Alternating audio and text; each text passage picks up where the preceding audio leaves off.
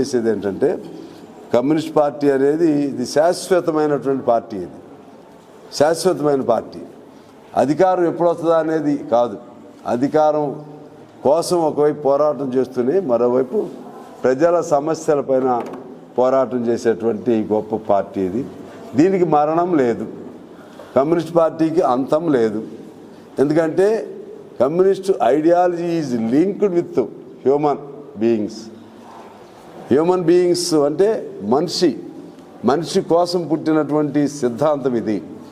అందువలన స్వార్థం లేనటువంటి పార్టీ కమ్యూనిస్ట్ పార్టీ, త్యాగాలతో నిండిన పార్టీ కమ్యూనిస్ట్ పార్టీ, ధైర్యంతో నిండిన పార్టీ కమ్యూనిస్ట్ పార్టీ, పోరాటాలతో నిండిన పార్టీ కమ్యూనిస్ట్ పార్టీ. పోరాటం అంటే గుర్తొచ్చేది ఎర్రజెండా.